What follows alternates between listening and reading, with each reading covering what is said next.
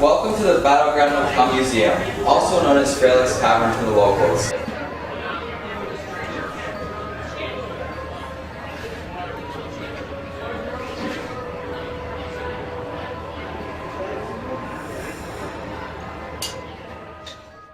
What's the history basically about this location?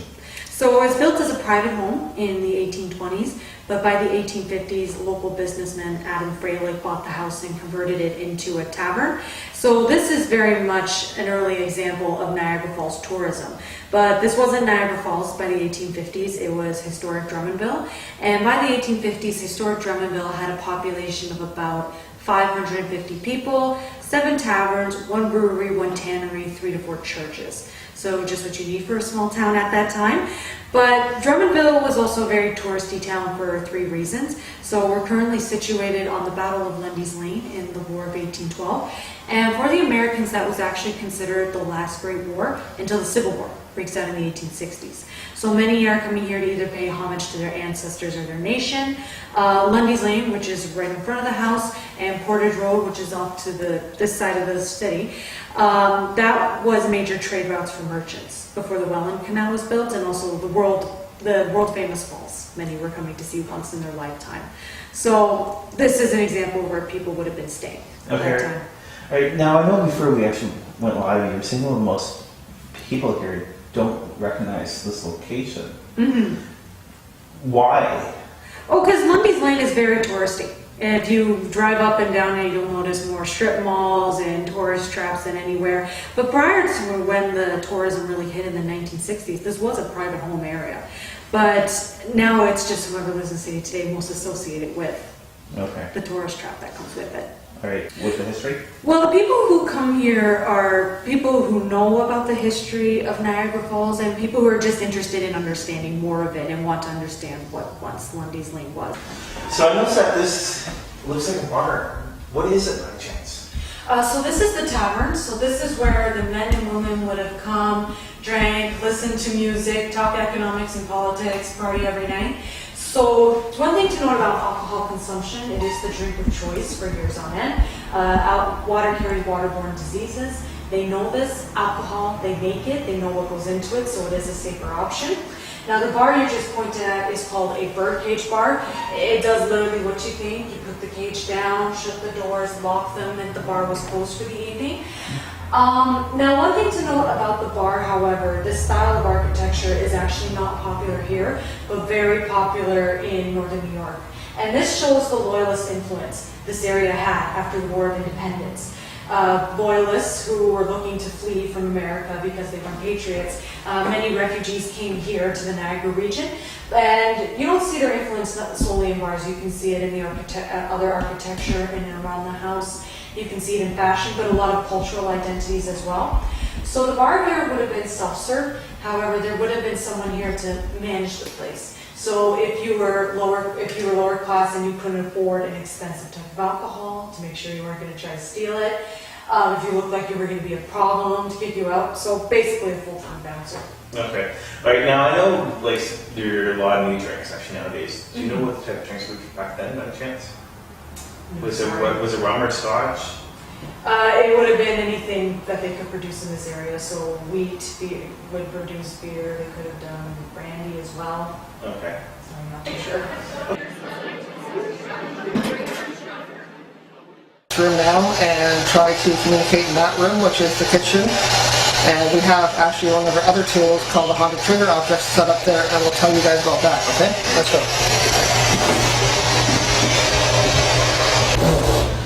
Right here in this area we have set up one of our tools with the trigger object tool.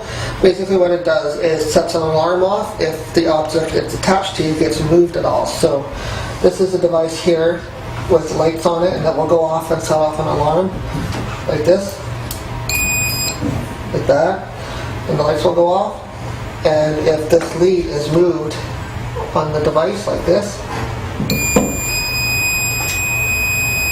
the tool will go off. So what we'd like to do now is just use our millimeter just to see if there's any energies around, see if it bounces around at all. So let me just go down and see if there's any energy readings on it.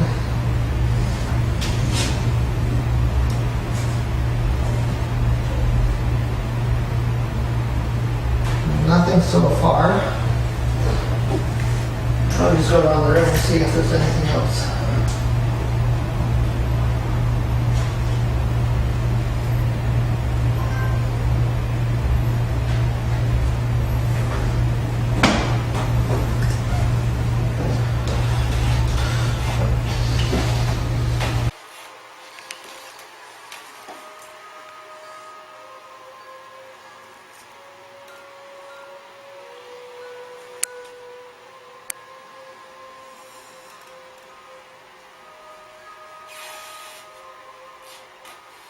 If you're here, can you please make this tool fluctuate and use the energy like you were doing earlier?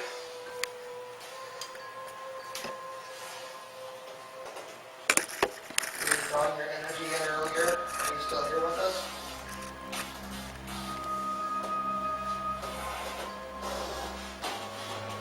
It did just go a little bit on the green here, so there could be some energy still around.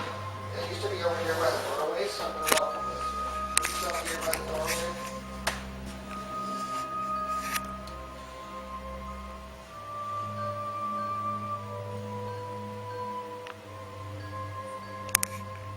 Did you find the other tool easier to use? See if that energy is still there or not.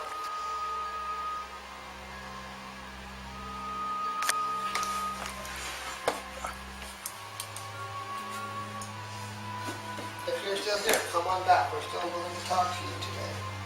Oh, and what on the same spot right there, just get a jump. Thank you very much. Is that you? Can you make it do it again?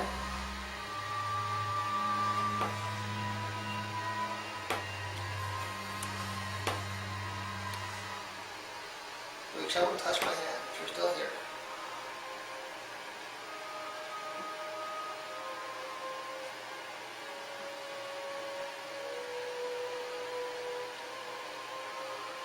Okay, if I move it down a bit.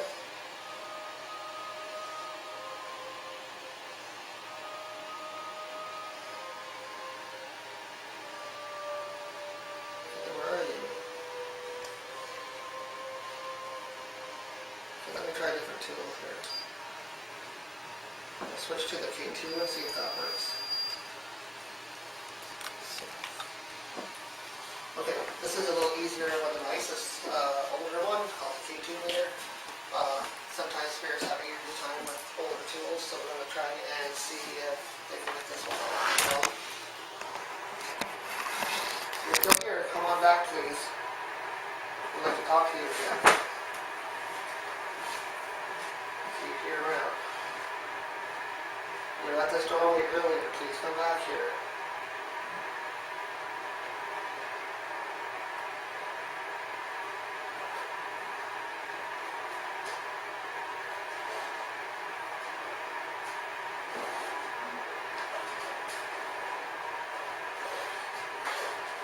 If you're here at this door or in the kitchen, please come to the kitchen.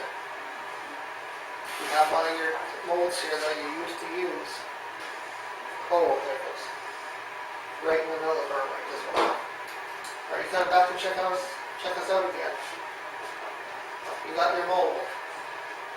You want to show us how you make stuff?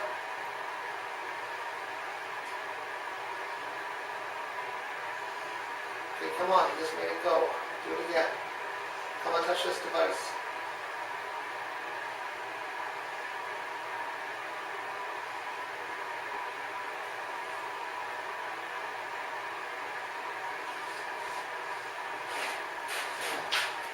Or if you're still here, come back over this side, okay? We have your mold over here if you want to come and touch it. Touch the mold or touch this device in my hand.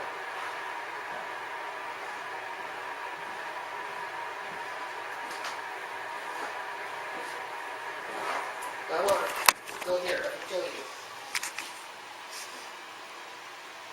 I'm going to touch this device in my hand. I'm going to put it down here where it was before, okay? You're still here? You want to come make something for us?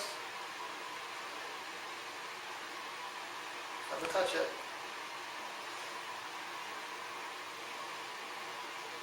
We're in your kitchen, you're waiting for you. So just let a meeting place, we're here waiting for you. We're going to have some food. Come on. Whoa, see that? That just jumped up in yellow. Thank you very much. Here, let's get a green. That's all, just to make sure. Do it again. Come and touch it. We're going to make some food in the kitchen. Come on. And then we're coming in soon. It's almost dinner time.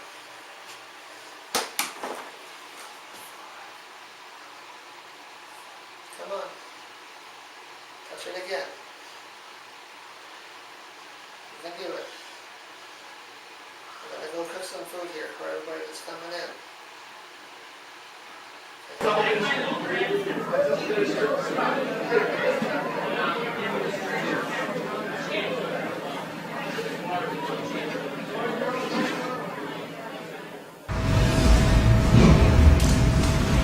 Okay, we just finished doing some testing in the kitchen area with some interesting results. Now we're sort of moving more into the dining room / bar area, which is right beside me here. And this room here is the main dining area where they would have eaten and enjoyed the evening. So let's see if there's any activity or energy within this room. I'm sure there's lots of things going on here in this room, so there could be some residual energy in this house. If there's any spirits that are around that want to communicate, please come through and touch this device for me.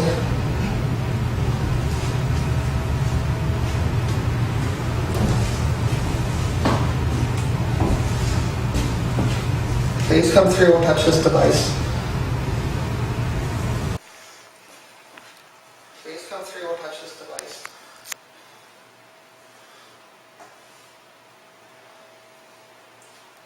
Are you thirsty? Do you want to come and have a drink?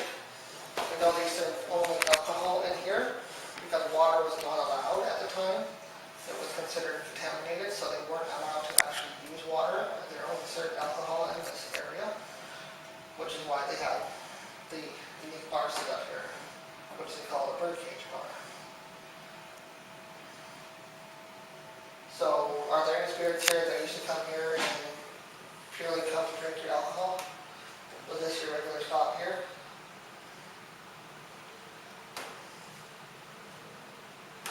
Yeah, what if I set this up here in the bar?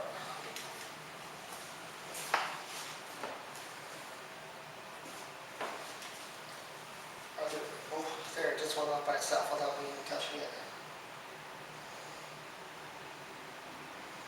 Are you here right now? Oh, it just went up to a yellow after I asked that. It just went red. Are there any spirits here that want to drink? We can get you a drink if you want one. Come up to the bar. Yes? Let's find out the name. Are you a female? Push it up. It's female. Okay, we've got a female spirit around. Are you a, what they call waitress? Or a host? Push it up for yes. No. Were you one of the women that came here to the meeting house? Because we know they separated the women and the men here too. So It was going strong. Yeah. Did you come here with a group of women when you came here to have entertainment?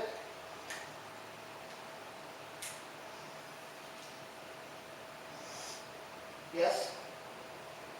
If it's a yes, light it up. Yes. That one's strong. Thank you very much for communicating with us here. Are you from the 1700s? Are you from the 1800s? Can you light it up to red? As high as it goes? No. No, you're not Ruth. Okay. An older female that works here?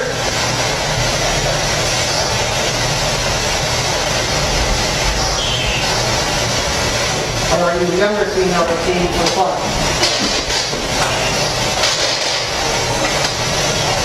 Battery.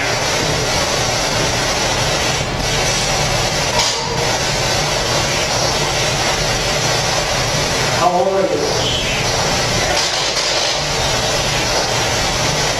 How old are you?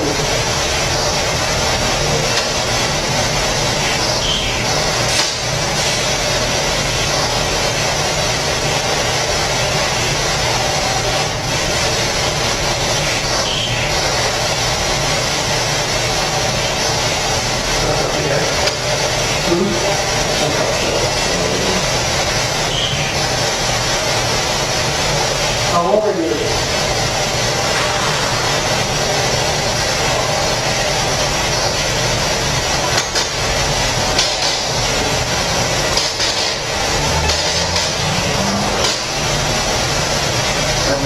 How's the female voice? 10, 20, 30.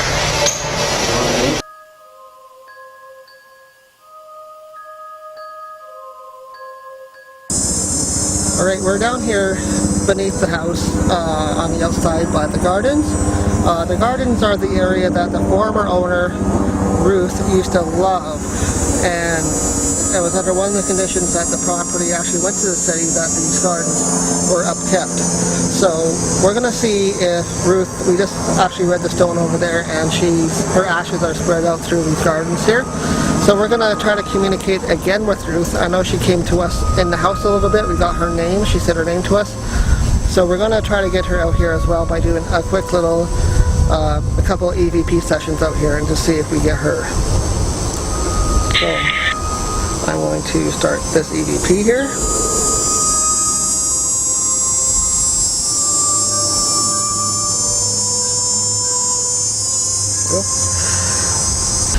If Ruth is here, can you communicate with us? Are you happy with your house the way it is now? We're just trying to find out if you're happy with the new property here, what they're doing.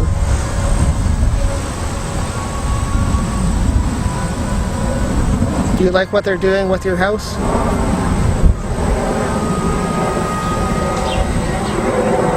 Do you like what they're doing with the property?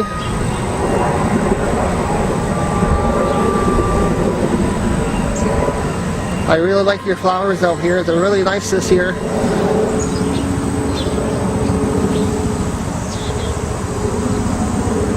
My grandma also had a big flower garden. She was a gardener too. I used to love hers, and yours look really nice. Okay, I'm going to stop this. That was about a minute. So we'll review this one now and see if there's any EVPs on here at all.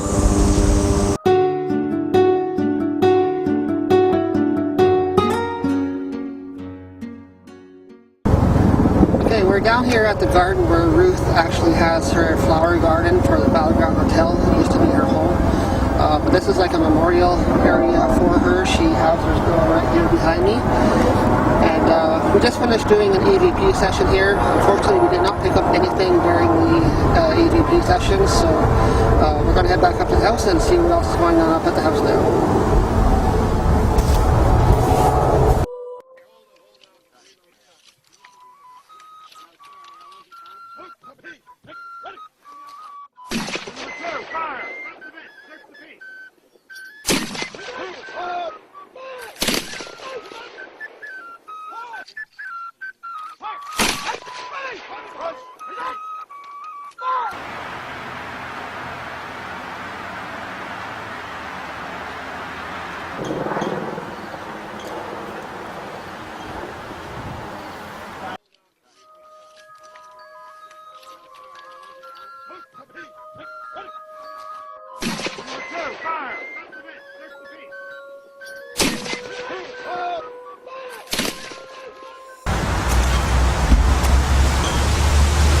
Well, I've never been to the cemetery before, and the first place I found was a little girl somewhere else in the cemetery, but then I saw this tree, and this tree has stories, lots and lots of stories. I'm going to say it's older than they depicted. I seek permission to enter. Thank you. The area we're in now, you have to seek permission from the spirits to let you in. So that was me asking. And this tree, I love this tree. It has so many things to tell you that you couldn't get it all out. But it's been around, I would have to say 175 years if I had to guess. And it's had a lot. Families have played, there's been picnics, there's been numerous deaths. It's been a lot. So, love the tree. Wish I had my own tree this age. So, wow. That's nature at its best. You can see people, they mark the tree, telling their stories, letting them know they were here. It's all positive, very little negative. It's just got a lot of people connected to this tree. It's the oldest tree in the area, would be my assumption. So, because it's the oldest tree. It's the life tree of the cemetery. It's the hub, I want to say, for people and spirits abound. It's where they come. This is like a beacon. So, and nobody can just come in here without asking permission. It's like you're desecrating their ground and you need permission to come into their ground.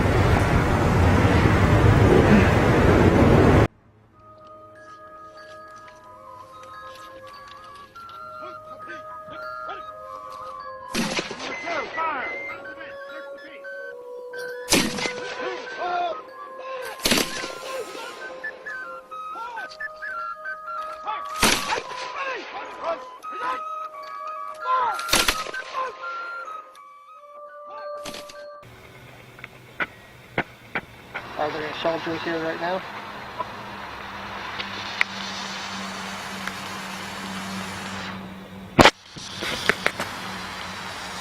Did he pass away in the war? Do we have to ask permission before entering your space?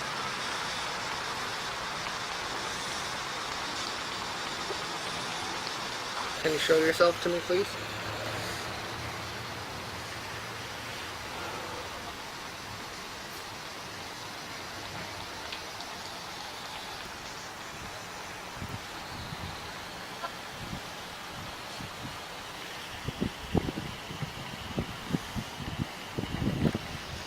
Are there any spirits that want to talk to me tonight? Yes. Who does?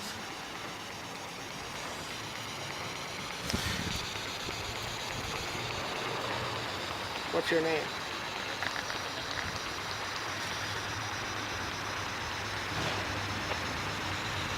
Do you know how to use this device?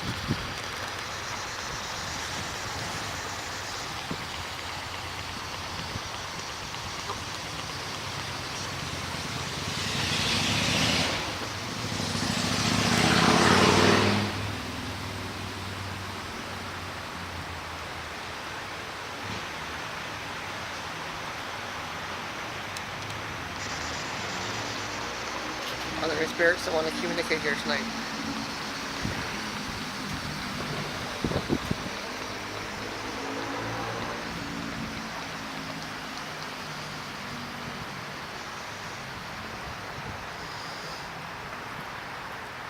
Did he die in the war?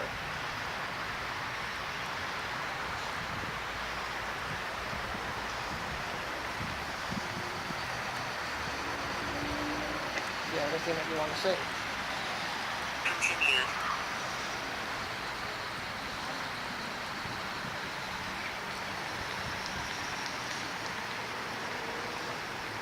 We're in your cemetery, the war cemetery, Drummond Hill. Are there any spirits here that want to communicate?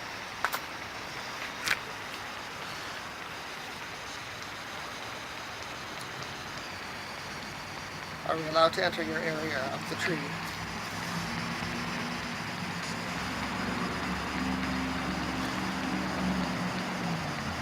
is the tree area haunted?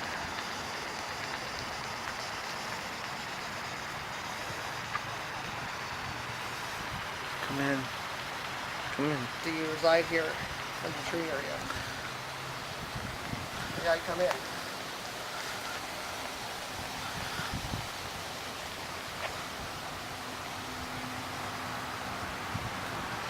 Enter.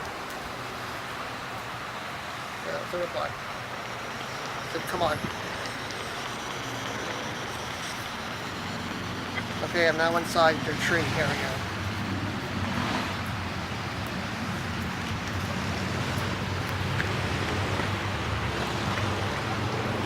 It's just a tree. Are you acknowledging that I'm beside the tree?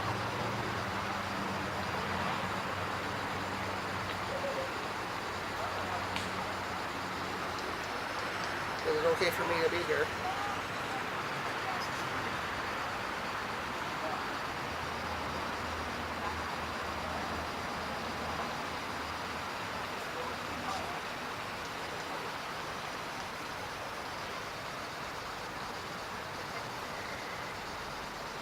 Can I stay here in this area?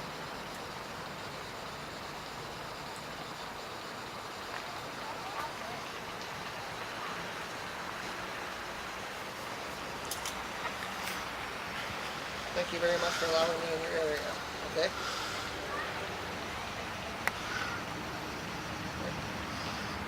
Well, we did get a little bit of activity on here.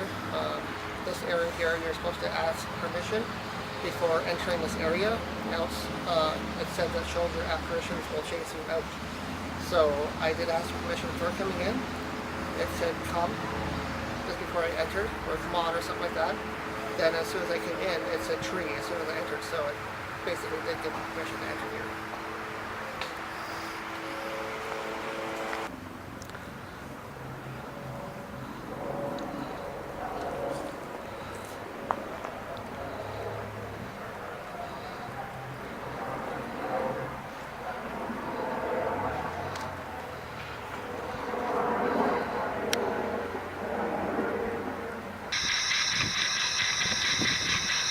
That's weird.